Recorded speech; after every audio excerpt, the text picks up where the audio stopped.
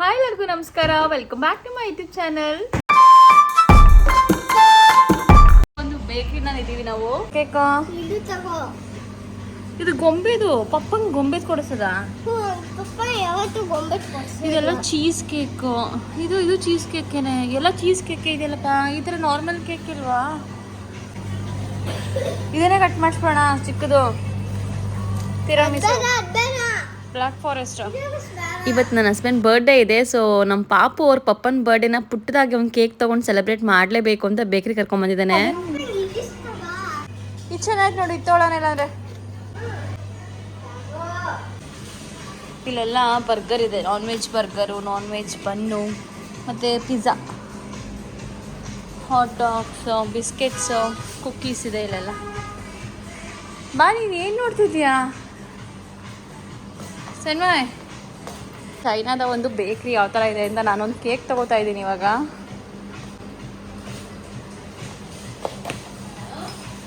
这个就真的小的，这种的小的，小的没有吗？要现做，现在没要去做，要在这里等。ಒಂದು ಪುಟಾಣಿ ಕೇಕ್ ತಗೊಂಡು ಅದಕ್ಕೆ ಒಂದು ಚಿಕ್ಕ ಕ್ಯಾಂಡಲ್ ಇಸ್ಕೊಂಡೆ. ಶಿಶೆ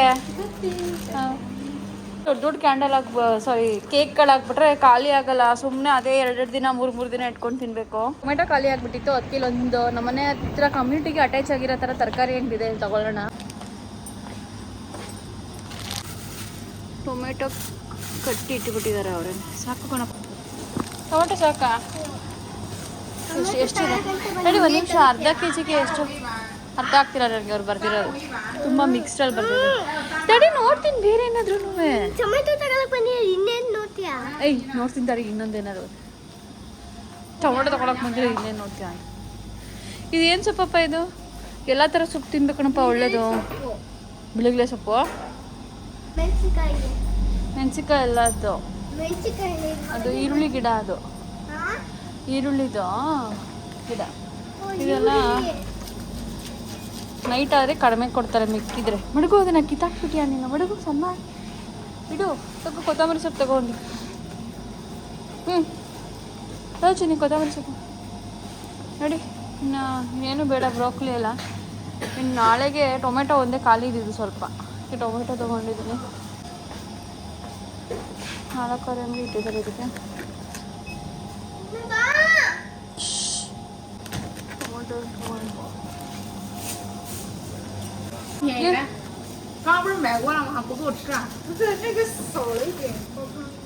ಇಲ್ಲಿ ಬೆಂಡೆಕಾಯಿ ಇಟ್ಟಿದ್ದಾರೆ, ಬೆಂಡೆಕಾಯಿ ತಗೋತೀನಿ. ಇಲ್ಲಿ ನೋಡಿ, ಒಂದು ಪುಟ್ ಮೊಟ್ಟೆಗಳು ಯಾವ ಥರ ಇದೆ ಅಂತ. ಇದು ಯಾವ ಪಕ್ಷಿ ಮೊಟ್ಟೆನೋ ಗೊತ್ತಿಲ್ಲ, ಪುಟಾಣಿ ಮೊಟ್ಟೆಗಳು. ಇದೆಲ್ಲ ದೊಡ್ಡ ದೊಡ್ಡ ಮೊಟ್ಟೆ ಇದೆ.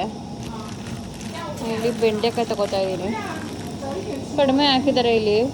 ಇಷ್ಟು ಕಡಿಮೆ ಅಂದರೆ ಇದು 40 ರೂಪಾಯಿ ಆಗುತ್ತೆ, ಆಲ್ಮೋಸ್ಟು 40 ರೂಪಾಯಿನೇ ಕಡಿಮೆ ಇಷ್ಟಕ್ಕೆ. ಇಲ್ಲಾಂದರೆ 60 ರೂಪಾಯಿ ಆಗುತ್ತೆ ಇಷ್ಟಕ್ಕೆ. ನಮ್ಮ ನೋಡು, ಒಂದೇ ಒಂದು ಸಾಮಾನು ತೊಗೊಳಕ್ಕೆ ಹೋದೆ, ಎಷ್ಟೊಂದು ಸಾಮಾನು ತೊಗೊಂಡು. ಏನಂತ ಬರ್ಬೇಡ, ಟೊಮೆಟೊ ತಗೊಂಡು ಹಂಗೆ ನಡಿ ಅಂತನಾ? ದಾಚೆ 150 ರೂಪಾಯಿ ಇಷ್ಟಕ್ಕೆ. ಇನ್ನು ನಮ್ಮ ಪಾಪು ಅವ್ರ ಪಪ್ಪನ ಬರ್ಡೇಗೆ ಬರೀ ಕೇಕ್ ಇದ್ರೆ ಸಾಲೋದಿಲ್ಲ, ಬಲೂನ್ ಇಲ್ಲದೆ ಬರ್ಡೇ ಇನ್ಕಂಪ್ಲೀಟ್ ಅಂತ ಅಂದ್ಬಿಟ್ಟು ಸ್ವಲ್ಪ ಬಲೂನ್ಸ್ನ ರೆಡಿ ಮಾಡ್ತಾ ಇದ್ದೀನಿ ಬರ್ಡೇಗೆ. ಇವತ್ತು ಸೆಲೆಬ್ರೇಷನ್ ಮಾಡ್ತಿರೋದು ನಮ್ಮ ಪಾಪು ಅವ್ರ ಪಪ್ಪನ ಬರ್ಡೇದು. ಪುಟಾಣಿ cake.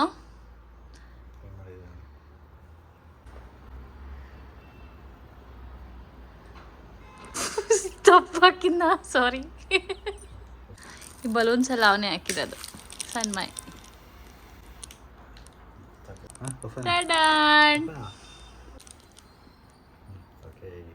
Happy birthday to you, happy birthday to you, happy birthday to you, my dear husband, happy birthday to you. ಅಲ್ಲ ಪಾಪ, ಪಪ್ಪಂಗೆ ಆಡೋದು ಬಿಟ್ಬಿಟ್ಟು ಕೇಕ್ ತಿನ್ನಕ್ಕೆ ಕೂತಿದ್ದಿಲ್ಲ ಅಲ್ಲಿ ನೀನು. ಬರ್ಡೇ ಸೆಲೆಬ್ರೇಟ್ ಮಾಡ್ತೀನಿ ಅಂತ ನಾವು ನಿಮ್ಗೆ ತಿನ್ಸ್ಬೇಕಾರೆ. ಇವಾಗ ಸಂಜೆ 5 ಗಂಟೆ ಆಯಿತು. ನಾವು ನಾವಿರೋ ಸಿಟಿನಲ್ಲಿರೋ ಒಂದು ಇಂಡಿಯನ್ ರೆಸ್ಟೋರೆಂಟ್ಗೆ ಅಥವಾ ಬೇರೆ ಯಾವುದಾದ್ರೂ ಚೈನೀಸ್ ರೆಸ್ಟೋರೆಂಟ್ಗೆ ಹೋಗೋಣ ಅಂತ ಅಂದ್ಕೊಂಡಿದ್ದೀವಿ. ಸುಮಾರು ಜನ ಕೇಳ್ತಾ ಇದ್ರು, ನೀವಿರೋ ಸಿಟಿನಲ್ಲಿ ಇಂಡಿಯನ್ ರೆಸ್ಟೋರೆಂಟ್ ಇದೆಯಾ ಅಂತ. ಹೌದು, ನಾವಿರೋ ಸಿಟಿನಲ್ಲಿ ಇಂಡಿಯನ್ ರೆಸ್ಟೋರೆಂಟ್ ಇದೆ, 2 ಇತ್ತು. ಸೊ ಮೊನ್ನೆ ನಾನು ಸಿಟಿ ಸೆಂಟರ್ ಕಡೆ ಹೋದಾಗ ಟೆಂಪಲ್ ಕಡೆಗೆ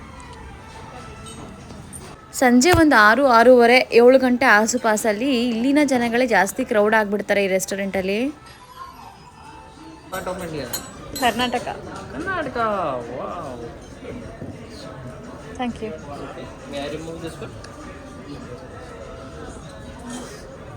ಮಶ್ರೂಮ್ಸ್ ಜೊತೆಗೆ ಈ ರೆಸ್ಟೋರೆಂಟ್ನ ಒಂದು ಅಂಬರ್ ಪ್ಯಾಲೇಸ್ ಪೊಟೆಟೊ ಫ್ರೈಸ್ ಅಂತ ಮಾಡ್ತಾರೆ ಸ್ಪೆಷಲಾಗಿ. ಸೊ ಅದನ್ನು ಆರ್ಡರ್ ಮಾಡಿದ್ವಿ ನಮ್ಮ ಪಾಪುಗೆ. ಸೊ ಮಶ್ರೂಮ್ ಮಾತ್ರ ಸಖತ್ತಾಗಿರುತ್ತೆ, ಸ್ಟೀಮಿಂಗ್ ಮಾಡಿರ್ತಾರೆ ಅನಿಸುತ್ತೆ, ಸಖತ್ತು ಟೇಸ್ಟಿ ಆಗಿರುತ್ತೆ, ಜ್ಯೂಸಿಯಾಗಿ. ಇದಕ್ಕೆ ಸಾಸ್ ಕೇಳಬೇಕಿತ್ತು, ಸಾಸ್ ಕೊಟ್ಟಿದ್ದಾರಲ್ಲ. ವೆಜ್ಜೇನೆ. Excuse me, whatever you ordered everything is veg.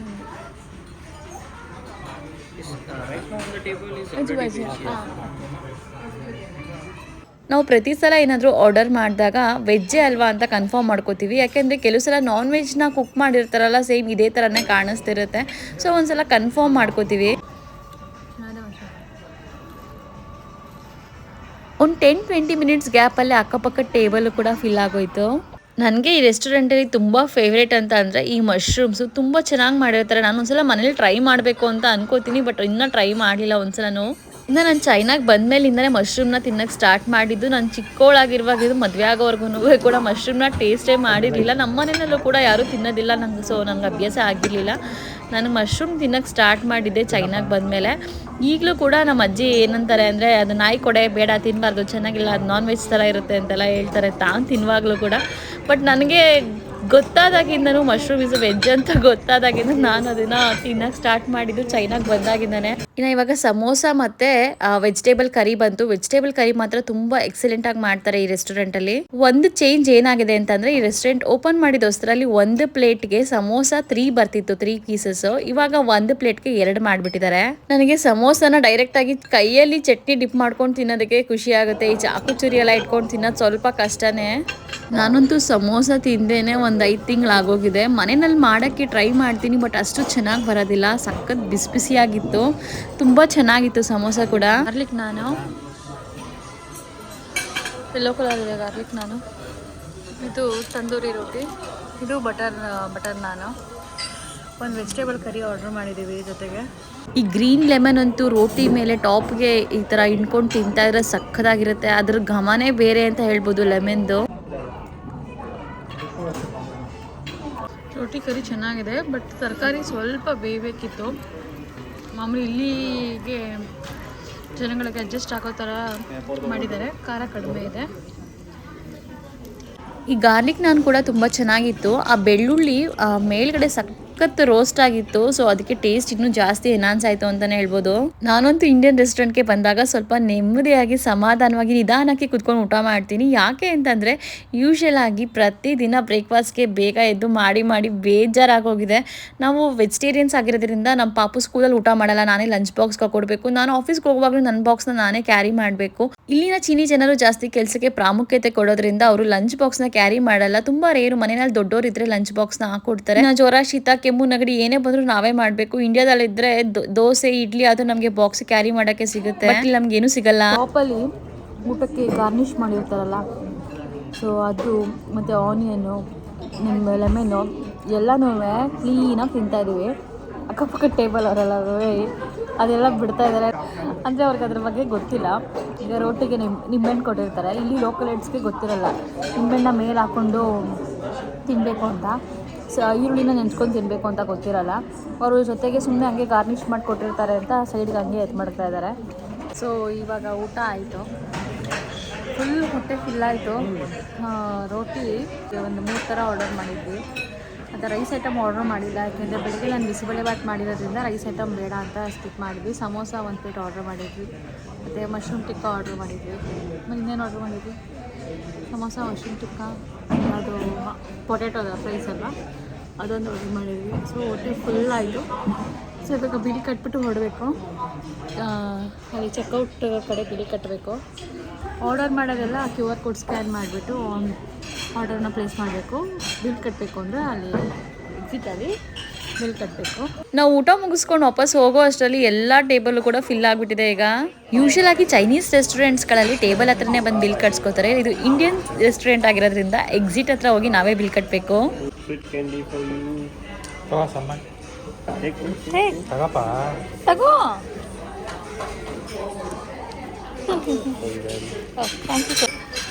Thank you. India. India where? Karnataka. And you? I am from Uttarakhand. Uttarakhand. All are staff from Uttarakhand. All the stops. Yeah, nearby the Dehradun, Mussoorie.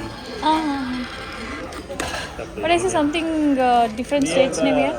We allocate all the tables by name: Delhi, Mumbai, Chennai. The table name. Table name. Okay. Allocate the table. So in which table we were sitting then? There is a 109. There is not allocated. The room is all allocated. So like first room, second room, entry to warranty. Okay. Thank you. Thank you. ಈ ರೆಸ್ಟೋರೆಂಟಲ್ಲಿ ಕೆಲಸ ಮಾಡ್ತಿರೋರೆಲ್ಲ almost staffs ಎಲ್ಲ ಉತ್ತರಾಖಂಡಿಂದ ಬಂದಿರೋರಂತೆ. ತುಂಬ ಜನ staffs ಇದ್ದಾರೆ ಇಲ್ಲಿ Indians. ಇವತ್ತು weekend ಆಗಿರೋದ್ರಿಂದ ಬೇರೆ ಬೇರೆ ಕಂಟ್ರಿಯವರು ಕೂಡ ಈ ರೆಸ್ಟೋರೆಂಟ್ಗೆ ಬಂದಿದ್ದಾರೆ. ಹೊರಗಡೆನೂ ಕೂಡ ಕೂತ್ಕೊಂಡು ತಿನ್ಬೋದು. ರೆಸ್ಟೋರೆಂಟಿಂದ ಆಚೆ ಬಂದ ತಕ್ಷಣ ಒಂದು ಒಳ್ಳೆ ಲೇಕ್ ವ್ಯೂ ಕಾಣುತ್ತೆ. ರೆಸ್ಟೋರೆಂಟಿಂದ ಆಚೆ ಬಂದ ತಕ್ಷಣ ನಮ್ಗೆ ಕಾಣಿಸೋದೇ ಈ ಲೇಕ್. ಸೊ ಒಂದು ಒಳ್ಳೆ ವ್ಯೂ ಪಾಯಿಂಟ್ ಹತ್ರ ಇಂಡಿಯನ್ ರೆಸ್ಟೋರೆಂಟ್ನ ಓಪನ್ ಮಾಡಿದ್ದಾರೆ. ಇವತ್ತು ವೀಕೆಂಡ್ ಆಗಿರೋದ್ರಿಂದ ತುಂಬ ರಶ್ ಇದೆ. ಯಾರೋ ನಮ್ಮ ದೇಶದವ್ರ ಒಳಗಡೆ ಹೋಗ್ತಾ ಇದ್ದಾರೆ.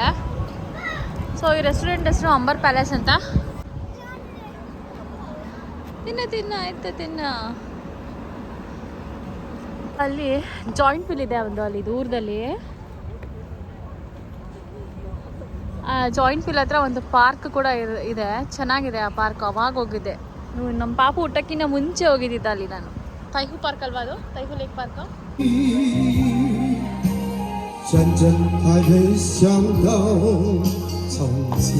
ಚೈನಾದಲ್ಲಿ ಈ ಥರ ಸಿಂಗಿಂಗ್ ಎಕ್ಸಿಬಿಟ್ ಎಲ್ಲ ಮಾಡ್ತಾ ಇರ್ತಾರೆ ಜನ. ಅವಾಗವಾಗ ಸ್ಪೀಕರ್ ಎಲ್ಲ ಹಾಕೊಂಡು ಜನಗಳ ಮುಂದೆ ಹಾಡು ಹೇಳ್ತಾ ಇರ್ತಾರೆ. ಇದೇನೋ ಅವ್ರಿಗೊಂಥರ ಖುಷಿ ಕೊಡುತ್ತೆ. ಅದನ್ನು ಜನಗಳು ಕೂತ್ಕೊಂಡು ಕೂಡ ಕೇಳ್ತಾ ಇರ್ತಾರೆ. ಚೈನಾದಲ್ಲಿ ಜಾಸ್ತಿ ಈ ಥರ ಸ್ಟಾಲ್ಸ್ನ ನೋಡ್ತೀವಿ. ಈ ಥರ ಹ್ಯಾಂಡ್ ಕ್ರಾಫ್ಟೆಡ್ ಇಯರಿಂಗ್ಸ್ ಆಗಿರ್ಬೋದು, ರಿಂಗ್ಸ್ ಆಗಿರ್ಬೋದು ತುಂಬ ಸಿಗುತ್ತೆ. ನೋಡಿ ಎಷ್ಟು ಚೆನ್ನಾಗಿದೆ ಫ್ಲವರ್ದು ಒಂದು ಇಯರಿಂಗ್ಸ್. ಅಷ್ಟೇ ಅಲ್ಲದೆ ಜಾಸ್ತಿ ನಾವು ಕ್ಲಿಪ್ ಅಂಗಡಿಗಳು, ಸರ, ಬಳೆ ಈ ಥರ ಎಲ್ಲ ನೋಡ್ಬೋದು. ಸರ ಬಳೆ ಅಂತಂದರೆ ಇದು ಮಕ್ಕಳದಂತ ಅಲ್ಲ. ನೀವು ಯಾವುದೇ ಶಾಪ್ ನೋಡಿದ್ರೂ ಇಯರಿಂಗ್ಸು, ಸರ, ಬಳೆ ಎಲ್ಲನೂ ಮಕ್ಕಳದಂತ ಕನ್ಸಿಡರ್ ಮಾಡೋಕ್ಕಾಗಲ್ಲ. ಇಲ್ಲಿ ಮಕ್ಕಳು, ದೊಡ್ಡವರು ಎಲ್ಲರೂ ಹಾಕೊಳ್ಳೋ ಅಂಥ ಅಂಗಡಿಗಳೇ ಜಾಸ್ತಿ ಇರೋದು. ಯಾವುದೇ ಒಂದು ಕ್ಲಿಪ್ಪು, ಬಳೆ, ಸರ ಯಾವುದೇ ಆದ್ರೂ ಎಲ್ಲ ಏಜ್ ಗ್ರೂಪ್ ಅವರು ಅದನ್ನು ಹಾಕೊಂಡು ಸಂಭ್ರಮ ಪಡ್ತಾರೆ ಅಂತಲೇ ಹೇಳ್ಬೋದು. ಈ ಬ್ರೌಚ್ ಅಂತೂ ಸಕ್ಕತ್ತಾಗಿದೆ. ಎಲ್ಲ ಫ್ಲೋರಲ್ ಪ್ರಿಂಟ್ ಆಗಿ, ಅಂದರೆ ಹೂವಿನ ಥರನೇ ಮಾಡಿದ್ದಾರೆ. ಪ್ರಿಂಟ್ ಅಲ್ಲ, ಹೂವಿನ ಥರನೇ ತುಂಬ ಚೆನ್ನಾಗಿ ಮಾಡಿದ್ದಾರೆ. ಪುಟ್ಟು ಬ್ರೌಚ್ ಇದೆಲ್ಲ ಚೈನೀಸ್ ಟ್ರೆಡಿಷ್ನಲ್ ಬ್ರೌಚ್ ಇದು.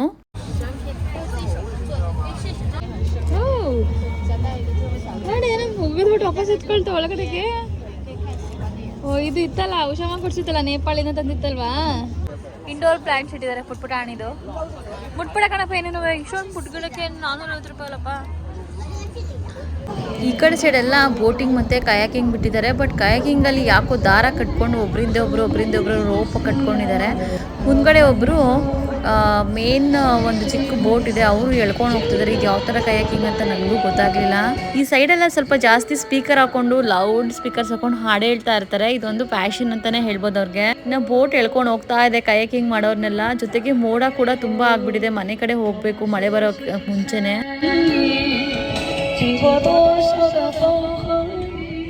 ಇವತ್ತಿನ ಈ ವ್ಲಾಗ್ನ ನಾನು ಇಲ್ಲಿಗೆ ಎಂಡ್ ಮಾಡ್ತಿದ್ದೀನಿ. ಈ ವಿಡಿಯೋ ಇಷ್ಟ ಆಗಿದೆ ಅಂತ ಅನ್ಕೋತೀನಿ. ಇಷ್ಟ ಆಗಿದ್ರೆ ಈ ವಿಡಿಯೋಗೊಂದು ಮೆಚ್ಚುಗೆ ಇರಲಿ. ಮತ್ತು ಇನ್ನೂ ನನ್ನ ಚಾನಲ್ ಯಾರು ಸಬ್ಸ್ಕ್ರೈಬ್ ಮಾಡಿಲ್ವೋ ಬೇಗ ಹೋಗಿ ನನ್ನ ಚಾನಲ್ನ ಸಬ್ಸ್ಕ್ರೈಬ್ ಮಾಡಿ ಅಂತ ಹೇಳ್ತಾ ಮತ್ತೆ ಒಂದು ಚೈನಾದ ಹೊಸ ವಿಡಿಯೋದಲ್ಲಿ ಸಿಗ್ತೀನಿ. ಅಲ್ಲಿವರೆಗೂ ಎಲ್ಲರಿಗೂ ಬಾಯ್ ಬಾಯ್.